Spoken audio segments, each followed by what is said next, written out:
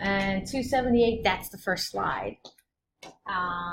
So of course, ionic compounds, you should look for the metal. There's a metal in the formula. It's probably an ionic compound. And lots of stuff we already talked about. So we talked about how electrons are hanging out. The electrons in the highest N are the valence electrons. And we said if it's 1A, 2A, 3A through 8A, the number before the A tells you how many valence electrons there are. So it's pretty exciting. And then we already talked about how atoms will want to give up electrons, metals give up electrons to get a complete octet, and nonmetals take in electrons to get a complete octet. Of course, octet is matching up electron-wise, not the middle of the atom, but electron-wise with the rare gases. So yesterday we spent some time talking about monoatomic ions. And I mentioned this idea of polyatomic ions like sulfate, nitrate, nitrite, perchlorate, that all sort of thing. Today's lab actually is in 3 sections. This is section 3. We're going to talk about polyatomic ions. So section 1 and 2, it's kind of like we just kind of keep taking that a notch. All right. We talked about this. We said that metals form positively charged cations, losing an electron, 2 or 3 in octet, and that nonmetals gain electrons. And we even said, so with the metals, the 1A, 2A, and 3A, they look like this. So this is where I tell students, fill in bold and empowered with your periodic table, and basically put a +1 here at the top of the column. Okay, a +2 at the top of this column, a +3 beginning with aluminum at the top of that column. And actually, I'm looking at this, and this periodic table has the various oxidation states for the transition metals, and it also has the +1 for all these guys, and +2 for all these guys. Okay. Then here, the nonmetals in 5A, 6A, and 7A, that would be these guys right here, beginning with nitrogen. I told you to put -3 here for nitrogen phosphorus, put a -2 here, and put a -1 here. Okay, that's the charges they form. So one of the things, and it'll make more sense to give it to you, but for extra credit, if you want to, you can actually cut out these flashcards that I have. You'll have a rectangle and put it over that. But my point is going to be that with the flashcards, you don't have to memorize. And when I teach this, I have students saying, now what is sulfur? What charge does it form? And I'm like, dude, find sulfur on the periodic table. See how close sulfur is to argon. It's going to pick up 2 electrons. It's going to be a -2. So when students, there is some memorization in this topic for me, which is unusual. You don't have to, in the way I teach Gen Chem, because I'm bad at memorizing things. But you don't have to memorize that. Okay. All right. So I feel like we kind of touched on this. We have to write a neutral formula for our ionic compound. And it's what I call the crisscross method. Okay. So all of your positiveness, all of the charges brought by your cations need to be negated by all the negativeness brought by your anions. Okay. And we're going to use subscripts. Notice the word sub means down below. Don't make those things float. We're going to use subscripts to indicate how many of those anions be. So for part 1 today, we are going to be dealing with just these simple binary ionic compounds, where I kind of mentioned the other day or yesterday, where we're going to go to our cation closet and choose a metal. We're going to go to our anion closet, choose a nonmetal. We're going to put them together and we're going to make a compound. And you can imagine all the possibilities, right? But for part 1, we're just going to focus on metals that are just 1A, 2A, none of these guys, and metals that are 3A. That's part 1. All right, so I feel like we already did this. So sodium fluoride, not so surprising, has a formula similar to sodium chloride. This actually kind of goes along with the fact that fluorine is in the same group as chlorine. So it's just consistent with what we kind of talked about before, behaves similarly. sodium fluoride, or excuse me, sodium sulfide. Oh, goodness gracious. Sulfur is a 6A element. It's actually got 6 valence electrons. It's going to have to pick up 2 electrons to get that complete octet. So you're going to need two Na pluses to kind of counteract or make up for that one S2 minus. One that we didn't do yesterday, but if we, and I brought my pen, I've got a different app I'm going to try to use so it's always something different. For instance, magnesium, whoops, right on it. Yeah, there we go. Magnesium, again, not something you have to memorize in part 1. Magnesium, you find him in the 2A, so he's +2 when he loses those 2 valence electrons. Chlorine is one of those halogens. You're going to find it in the 7A, so it's going to pick up 1 electron, become a -1. When I talk about crisscross, and I'm going to be kind of doing a few of these, notice that the number of magnesiums I need is the magnitude of the charge, the magnitude, not the charge, the magnitude of the charge on the anion. The number of chlorides I need is actually the magnitude on the charge of the cation. So the number of anions comes from the cation, the number of cations comes from the anion. That's the crisscross. Yep, that will make it neutral. So if we check out how that goes, okay, so it kind of goes back to this is what we know. This is what we know from the periodic table. If we're going with 1 mg, that looks like this. 1 mg looks like 1, and mg is a +2. And if we're going with the 2 Cl minus specifically, we have 2, bless you, -1. So if we add these two together, of course, that's where it's 0. And I got the one from the formula, and I got this 2 from the formula, and I got their charges from where they were periodic.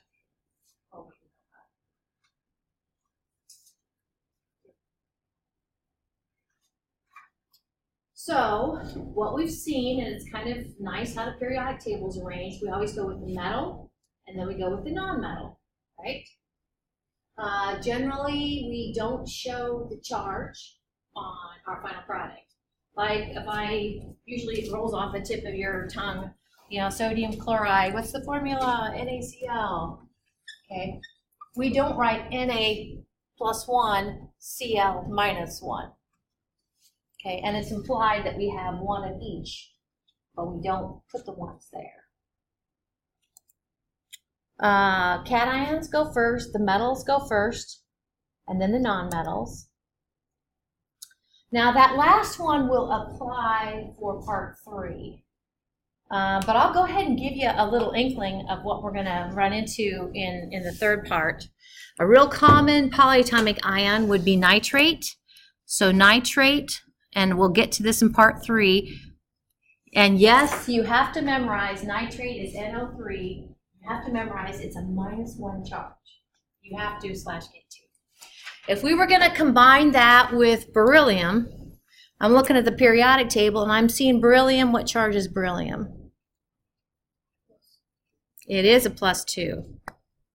If I'm going to combine that with beryllium, I'm going to do a +2. Now if I crisscross, I'm going to write beryllium here. How many berylliums do I need? 1. Yep, I'll go ahead and put a 1 there just for kicks. How many nitrates do I need? I do need 2. So what that last rule is saying, if I need 2 nitrates, I'm going to put NO3 in parentheses. That's what that's saying. And then outside the parentheses as a subscript, I'll put 2. Again, I'm kind of getting ahead of myself a little bit, but that's an application of that third rule, and that will be the third part of today. So what today will be is I'll roll out part 1, y'all go for it, and then a little bit I'll roll out part 2, go for it, part 3, go for it. So,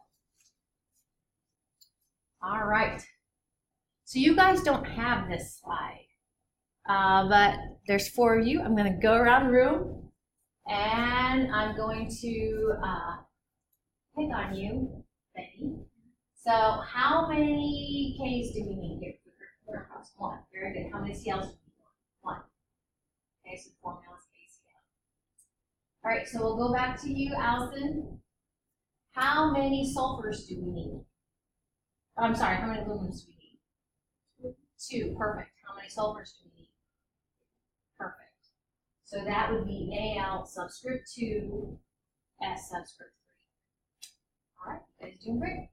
Okay, so Logan, how many FEs do we need? 1. Perfect. How many VRs? 3. So it's FeVR subscript 3. Over to you, Madison. How many AGs do we need? 2. Perfect. How many O's? 1. You guys are ready for your test. I'm just saying. Okay? So one of the things that you'll need to be able to do for your test, and this element of a course like this, is you need to be able to write the neutral formula, like we're going to talk about, but you also need to give it to name an ionic compound. Now that's called nomenclature. So there are definitely rules for naming non-ionic compounds. There are rules for naming covalent compounds, or different than rules for naming ionic compounds. Okay, so anyway, so we're going to name it as it's written from left to right. We're going to name the cation, then we're going to name the anion. Well, let's pick it apart. How are we going to name the cation? Well, it depends. In part 1, okay, that's how cations are different. Remember, cations come from our metals. So in part 1, we are only going to focus on cations from, these are be a +1 cation, +2 cation. These will be a +3 cation. I am assured I can hang my hat on it, and that's a phrase maybe you guys don't use, but I know it. Since I know it, I don't have to say what the charge is. That's what's different about part 2. Part 1, if your metal comes from there, you don't have to say what the charge is. I'll go ahead and give you a precursor. If the metal comes from, this will be our part 2, if the metal comes from mostly in here, and there are just a few exceptions, if your metal comes from here, or if your metal comes, this is wonderful being able to touch a periodic table, or if your metal comes from here, or here, or here, or here, you have to, in the name, say what its charge is. That's part 2. So part 1, just with it, and you can see why. It forms only one stable ion. Up here, there's just one stable ion for these guys, +1. One stable ion for these guys, +2.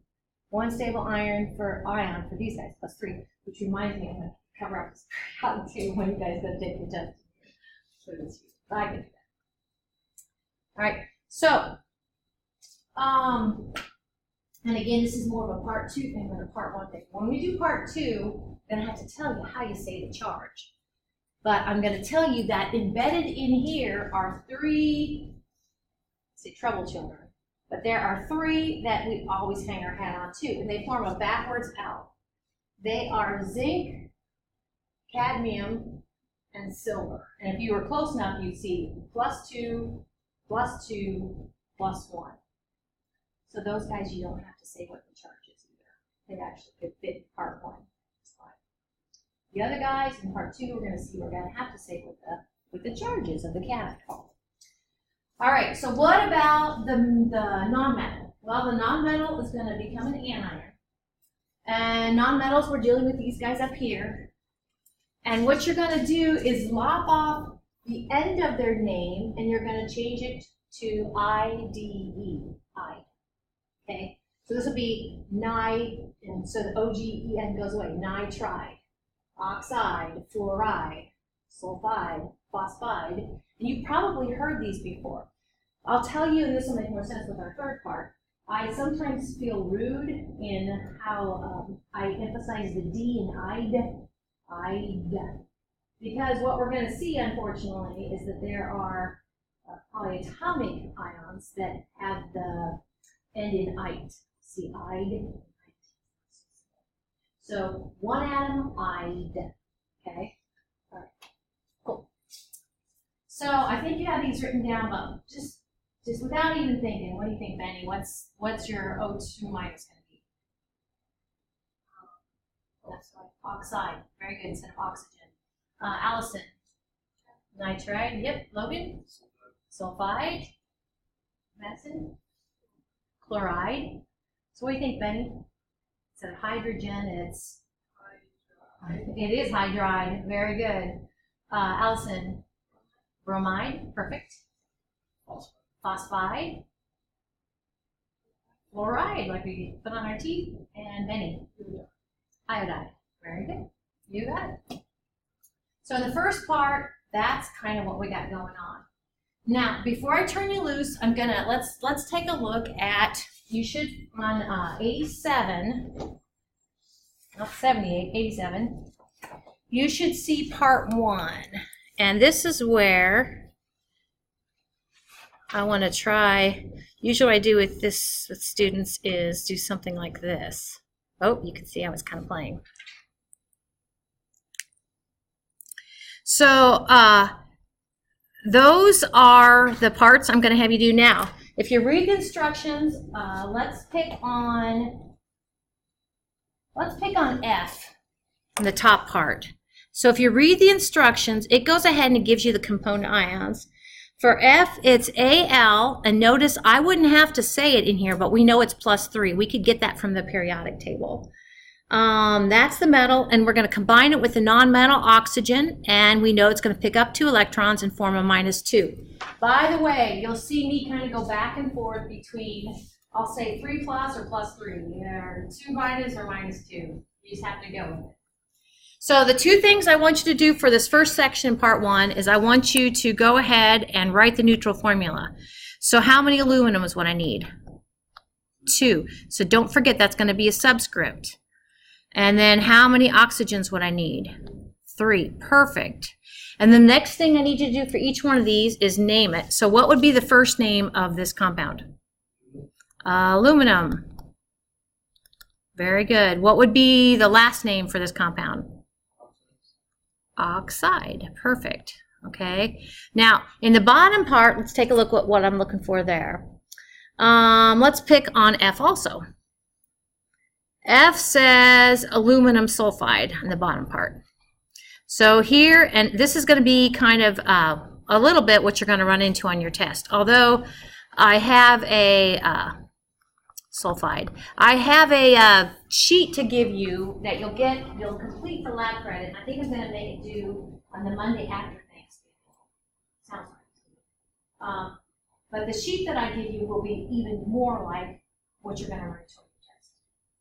All right, so for this one, we're going to break it apart. So aluminum, what is aluminum, what is the symbol, and what charge will it form? Al +3. We all good with that? Okay, what about sulfide? What's its symbol and what will it form? S -2, perfect. So on your test, I might just give you the name and ask, see if this makes sense to you. Give you the name and ask for the final formula. Do you have to do this middle step that you just did? No. Will it help you? Immensely. This is what we call the component ions. All right. Now we're ready to go ahead and say what the neutral formula would be. So how many aluminums do I need? This is like deja vu. 2 aluminums and how many sulfides? 3. Okay. So, all right, I'll give you a little bit of time and I'll be kind of looking at you. And again, you can work in your groups or working by you might want to come over here. You can some kind of lonely medicine. At least you'd be a foursome over there. One more thing to add to part 1. Crisscross works. It really works. There are some times, do you guys remember when we talked about molecular formulas, which these are not molecules. We talked about molecular formulas and empirical formulas. And the difference is an empirical formula is like a reduced formula.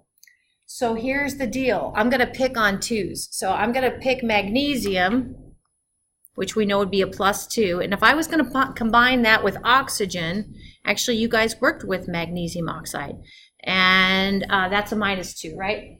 So if I crisscross My crisscross method, of course, would give me Mg2O2, right? Well, what we do, and this actually has to do with the concept of a formula unit instead of molecule. Remember that crystal lattice structure, formula unit? I don't know how you want to think of it, but the real formula, if you can take these subscripts and divide them by a whole number and still get a whole number, like divide by 2, that's the reduced formula is correct. So actually, this guy is not Mg2O2, it's really the reduced or the empirical formula. So it's MgO. So from my point of view, if I have students, especially my intro Gen Chem class, that crisscross and they could have reduced it, but they don't, a lot of times I'll just kind of go with it. But with you guys, you really should kind of make sure you make that last correction. All right, so let's see. I think if we go back and forth, let's pick up the PowerPoint slides.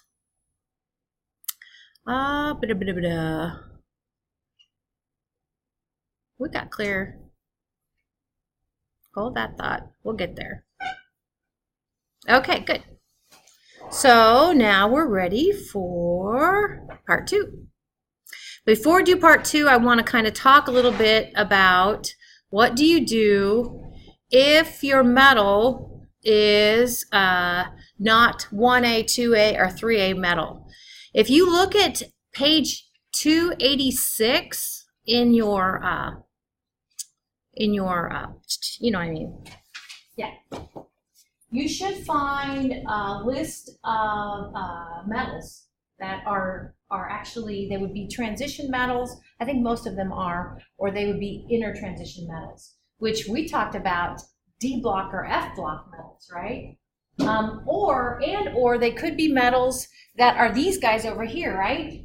Don't forget, these guys right here, you can't hang your hat on what oxidation state, what cationic form that they can form.